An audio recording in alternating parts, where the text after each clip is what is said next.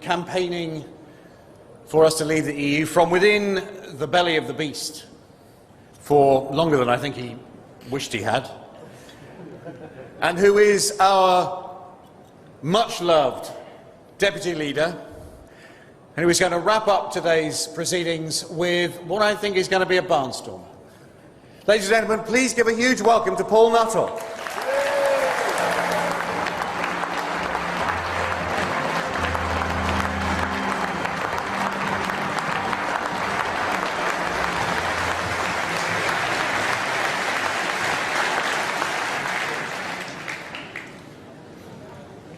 Thank you very much, Conference. It's great to be back. Well, if some of the press were to be believed, then this hall was going to be half empty today, wasn't it? And if you read some of the stories, then UKIP was a dying party. It was the end of the road. Is it the end of the road, ladies and gentlemen, or is it just the beginning? Just think where we've come from in 5 years. At the general election of 2010, we got 900,000 votes and 3%. 5 years later, we have got 14% of the vote and 44 million votes in the bag. And what have we achieved in between? We've gone from single-digit councillors in 2010 to 500 councillors now today.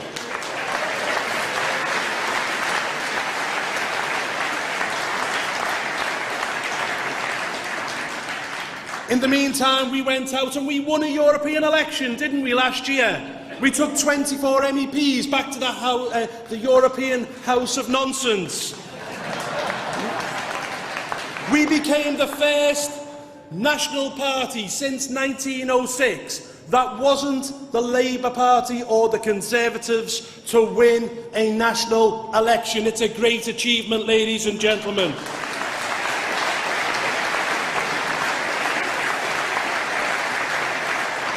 And most importantly today, we forced the Prime Minister against his will to offer us a referendum on our membership of the European Union.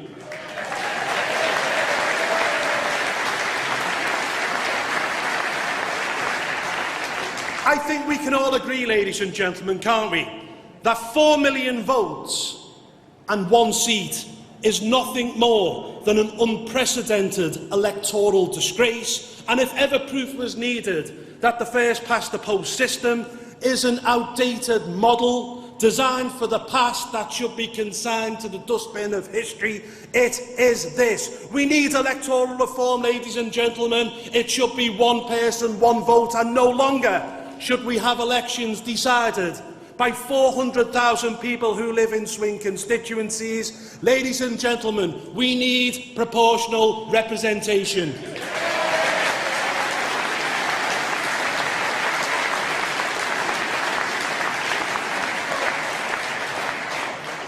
But of course, every cloud has a silver lining, and the silver lining is that referendum. It is the opportunity for us. It's a window that I believe we as a party must jump through. Politics is coming onto our turf. It is the reason why we were created in the first place, to get ourselves out of this organisation. And it is no time to sit on the fence. In politics, ladies and gentlemen, the early bird catches the worm. We must start campaigning, and we must start campaigning now. We must not wait for Dave's renegotiation. And by the way, what is he renegotiating? As far as I can see, it amounts to nothing. He's not calling for us to control our own borders once again. He's not calling for us to regain our own fisheries. And he's not even calling for a reduction in our membership fee. He will come back, ladies and gentlemen, and try to sell us a pup. We will not be fooled. We must begin campaigning today, because if we do, I genuinely believe we will gain momentum and we can win.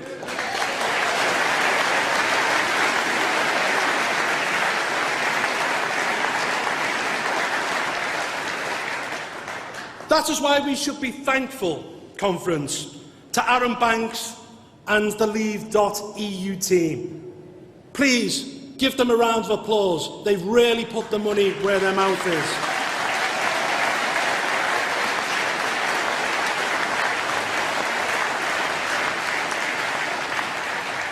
These guys have brought together a disparate group of organisations who've campaigned against our membership of the European Union for 25 years now. Global Britain, the Democracy Movement, the Bruges Group, the Campaign for an Independent Britain. They are putting together an army of people of around 250,000 foot soldiers who will go out, deliver leaflets, knock on doors, hold street stalls, educate people and give good reasons why we would be better off out a corrupt, undemocratic European Union.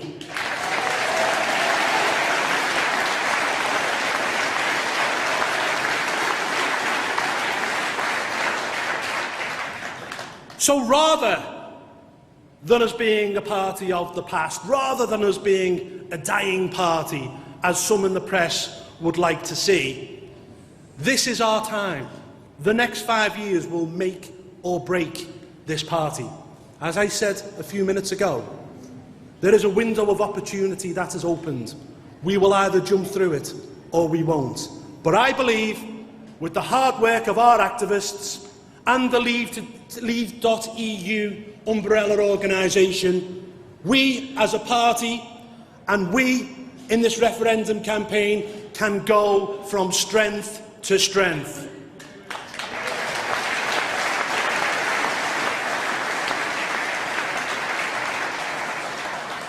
Now let me please mention the migrant crisis.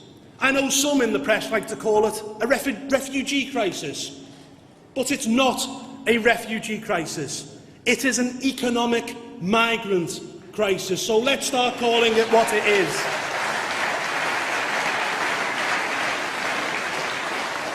And it's not just me saying this. Robert Fico, the Prime Minister of Slovakia, said that he believes that 95% of the people who are coming to Europe are not genuine asylum seekers, they're economic migrants. And indeed Eurostat, the European Union's own statistic gathering body, said that 85% of the people who are coming are not coming from war-torn Syria, they're coming from places like Pakistan, Albania, Afghanistan, Nigeria. These are people who are leaving poor countries to come to rich countries. They are not, in many cases, genuine refugees. Now, I've heard some people say today that UKIP's language on this issue is inhumane somehow. Inhumane. I tell you what, the most inhumane thing that's happened during this crisis was when Angela Merkel and the Swedish government said, the doors are open, everyone come, and all they've done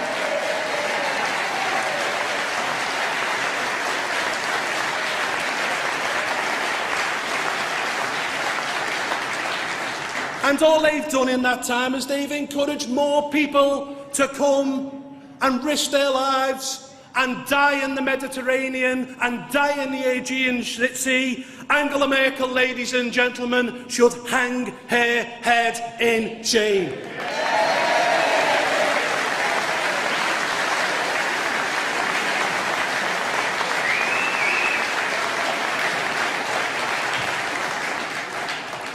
And I ask, what are the other countries doing outside the EU? And I specifically mean the rich Arab Gulf states. What is Saudi Arabia doing? Nothing. What is Kuwait doing? Nothing. What is the United Arab Emirates doing? Nothing. What is Qatar doing? Nothing. These countries have not even allowed in one single refugee, although Saudi Arabia has offered to build 200 Wahhabi mosques in Germany. Ladies and gentlemen, let me be clear. There is no place on the continent of Europe for inhumane, illiberal, intolerant Wahhabism. And there is no place in this country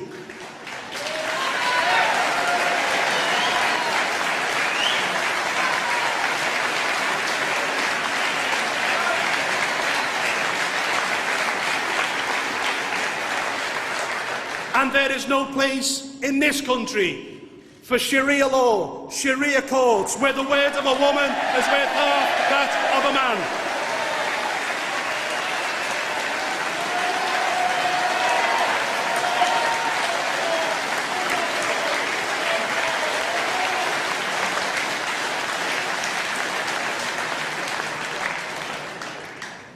Now please indulge me for a couple of seconds when I hop on my hobby horse. England. The Labour Party yesterday are talking about the need for an English identity. I believe that we should be the party that give the English their identity. I believe that we should lead and not follow. I believe that we should not be advocating a halfway house of English votes for English laws. It throws up more questions than it gives answers. If we want to save our union, the union we all love, the union that has given us peace and prosperity for 300 years, then we must give pride back to England. That means we must rebalance our union, and that means a real, fully fledged English Parliament for the English people.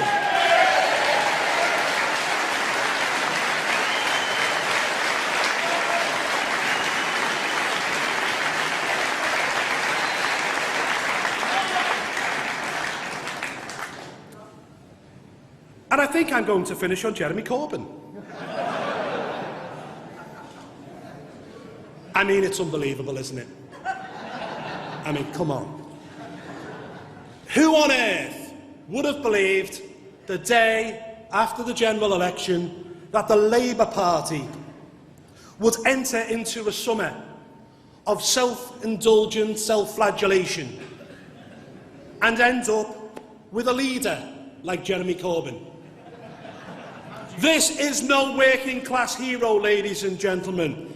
This is what we call a London trendy.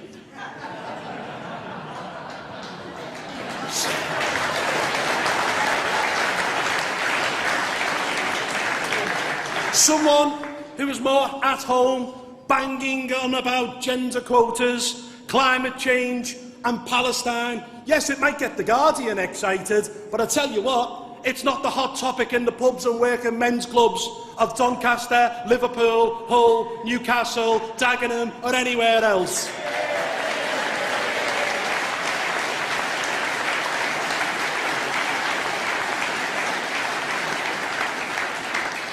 And he offers us a fantastic opportunity.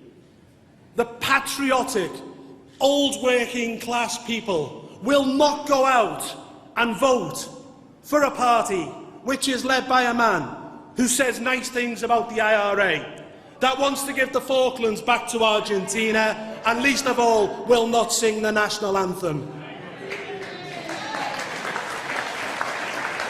We as a party have an opportunity with the Labour Party led by Jeremy Corbyn to sweep to victory right across the board in working class areas. UKIP must position itself and make itself the champion of the working class here in Britain today.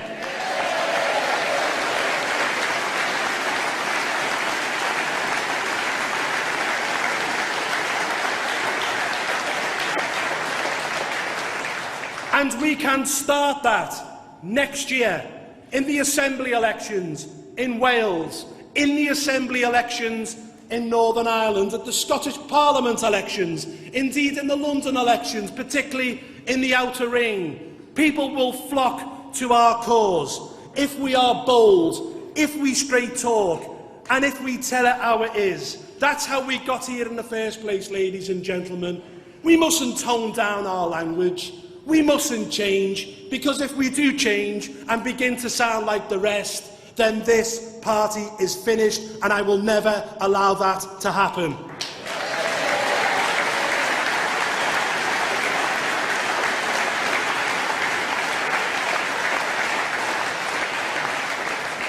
So rather than this party dying or going backwards, we are on an upward trajectory. We can become the champions of working people. We can become the alternative to the Labour Party in the North and in the Midlands. We can become an alternative to the Tories in the home counties. Because as I've said before, ladies and gentlemen, UKIP isn't left, UKIP isn't right, UKIP isn't red, UKIP isn't blue. UKIP just doesn't go for the working class. It just doesn't get support from the middle class. UKIP is about common sense.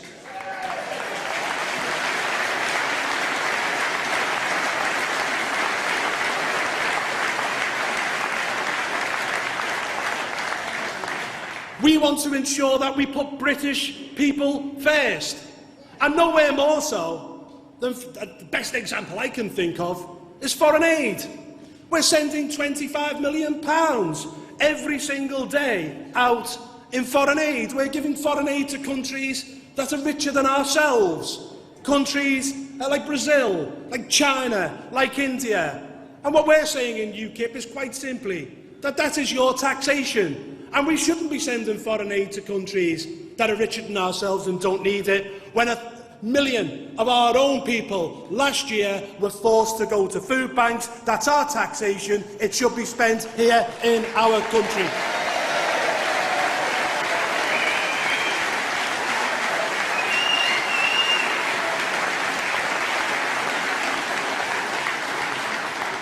We're the ones talking common sense on immigration. Only a few days ago, it was announced that 558,000 people came to this country last year alone. That was up 24% on the year before. That is unsustainable, ladies and gentlemen. We cannot cope. It is driving down the wages of working class people, and the way it must be stopped and the way it must be prevented is an Australian points-based system where we have the ability to say who we want and who we don't want to come into our country.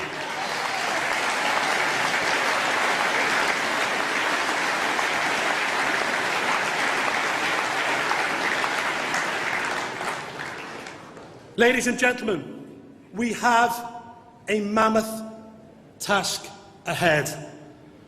The establishment will gang up against us. Your Mandelsons, your Blairs, your Richard Bransons of this world. They will garner their forces to ensure that Britain stays within the European Union. We must have the counter-arguments. We must have the people on the streets. We must educate people. We must get out there and campaign. And we must get cracking now. Because if we do, ladies and gentlemen, I genuinely believe 2 years from now, I will be on this platform and Britain will be free, more democratic, stronger, richer and better outside the European Union. Thank you.